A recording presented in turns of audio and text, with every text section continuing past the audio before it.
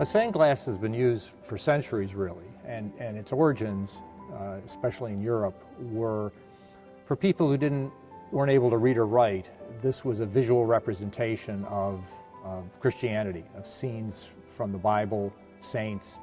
So they were meant to a certain extent to be instructional and inspirational for the people who weren't able to, say, read the Bible themselves or read religious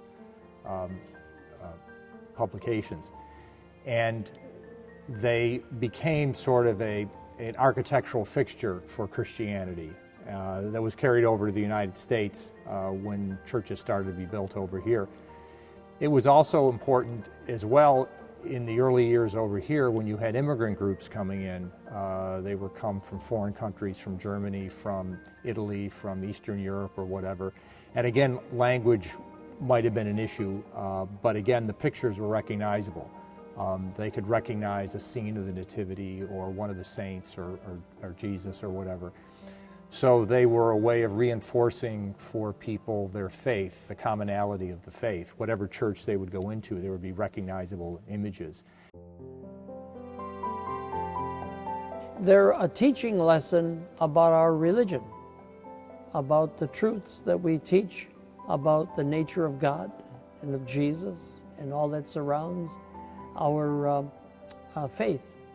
Now, in this Church of the Most Holy Rosary, our windows depict the title of our church, Most Holy Rosary. It's really about Jesus as seen from Mary's perspective. While we think of the Rosary as a devotion to Mary, it's really all about Jesus, the joyful mysteries, his birth. But Mary is the mother, and so it's her joyful mysteries.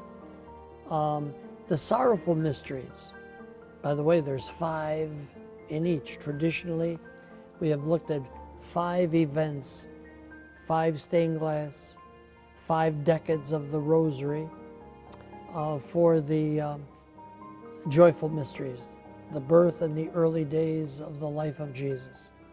Then the 5 sorrowful mysteries of being condemned to death to the time of carrying his cross and dying on the cross. And then the 5 glorious mysteries of Jesus' resurrection. And then of those glorious events and the apostles and Mary, it's centered in them being present to witness of the descent of the Holy Spirit. And then in our church, we have 7 windows on one side, 7 on another. It's got to be balanced like that. And really there are 15 mysteries, 5 joyful, 5 sorrowful, 5 glorious, making 15. And so our painting over the altar depicts the 5th glorious mystery of Mary being crowned Queen of heaven and earth. The windows here in the main part of Rosary date from after World War II, the big windows that represent the mysteries of the Rosary. And they tend to be in a style that's a little more contemporary than some of the traditional styles that you'll see in 19th century churches.